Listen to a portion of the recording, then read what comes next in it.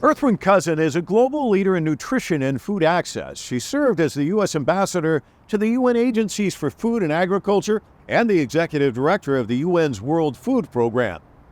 Under her tenure, the agency operated in 80 countries and served tens of millions of people. Here's my conversation with Ambassador Cousin.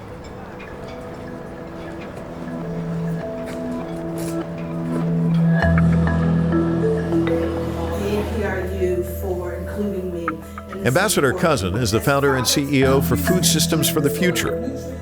I caught up with her at APEC CEO Summit, where she spoke about building environmentally sustainable food systems worldwide.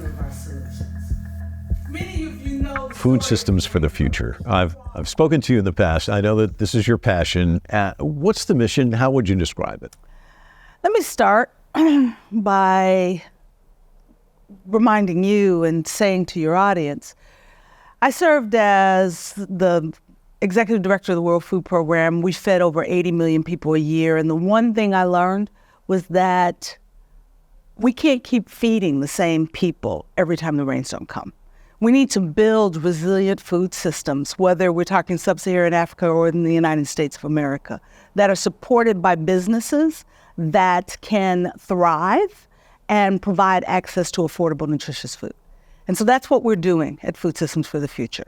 We created a very interesting model where we're a nonprofit that does the advocacy work, the partnership development work, but we're also an impact investment firm that is a for-profit facility, but it is an impact facility to provide the capital that is necessary to support the businesses that can become part of that sustainable, durable food system.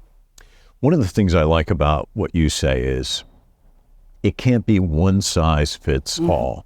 And we see this with poverty. We see it with hunger. And people think, oh, well, I've got this great idea. It works in Mozambique. It'll work here. Where you know that doesn't work. So can you talk a little bit about that? Well, I'm not going to say it doesn't work. Not necessarily. The question becomes context. The soils are different in Mozambique than they are in South Texas. The water availability is different. The food demands of the consumers are different. And so it becomes quite critical that as we are developing solutions are context-based. That we as a global community share a goal of reducing the emissions from the food system and increasing the availability and affordability of food. But how we get there is definitely dependent upon where we are in the world. I'm going to read a passage from a piece that you co-authored in August because I think it will really help our audience understand things. Worldwide, 3.1 billion people cannot afford a diverse, nutritious diet. Over 780 million people will suffer from diabetes by 2045. Poor diet, of course, one of the major causes of that. And poor nutrition is the leading cause of premature death and major chronic diseases globally. In some, malnutrition, diet-related chronic diseases, and associated inequities are getting worse, not better. I mean, that really frames how serious this problem is, right? Mm-hmm. And what we're not embracing is the concept that food is health. That we need to provide access to affordable, nutritious foods that allow every consumer the ability to consume on a daily basis a diverse diet.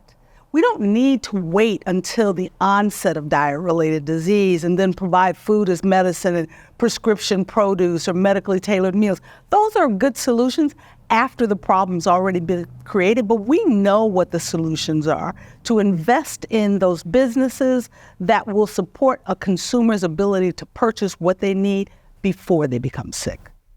This is such an important week for you. Can you kind of just describe, I mean, it's nice of you to chat with us because I know you're just running, right? So give me an idea of what this week looks like for you. Well, this week is really important, as you said. Today, we are spending the day with university leaders from across the APEC region that are coming together to talk about how do they get out of their ivory towers and use the research and their expertise to support the policies that are necessary to ensure the access to nutritious food that you and I are talking about, the policies that are required to change food system operation in the countries across the APEC region. We're also meeting with CEOs because there's not enough public sector capital to support the work that is necessary to sustainably transform this food system.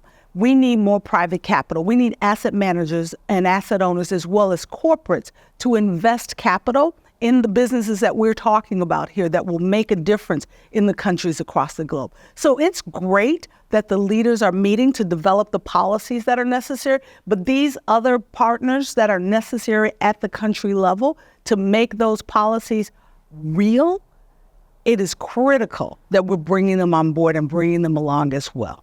Speaking of policies, APEC's laid out a set of principles about sustainable food production and food access.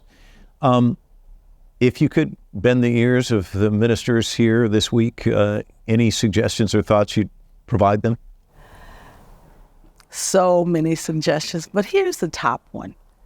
Many of the ministers and leaders who are here today, particularly from countries that have struggled with the issue of food security, they are reluctant to place agriculture and food security into their NDCs because they see that as so important domestically for addressing the issues of their domestic populations, and they don't want to subsume it into the climate debate.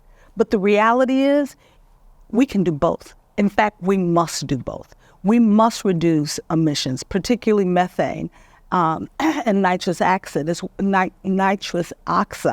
as well as carbon, which are the primary greenhouse gases that are emitted by the food system, because we won't achieve the food security that they're driving towards for their domestic populations if they don't address these issues. So working together with those leaders to help them understand what is possible and that they can achieve both without sacrificing food security or continuing to operate the way the system operates today is critical. And so that's a message that I'm working to deliver, both here at APEC as well as in Dubai at COP28. So one final question. What are some of the signals you'll be looking for coming out of this week where you'll say, okay, maybe we're turning the page, we're moving in the right direction? The signals that I'm looking for is that the meetings that I just talked, the meeting with the U.S. and China and the other meetings like those that are going to occur with other leaders across the APEC economies, success will also come from the rooms like the ones that we described with the university leaders from across the globe, because we need them out of their ivory towers working with their domestic policy leaders. The success will come out of those meetings with CEOs where we need them to embrace investing capital in places where capital has not historically flowed because they deemed it too risky. So it's not just one set of government meetings that will make a difference, it's all of it. And that's what we must be ambitious in meetings like this if we really want to make change.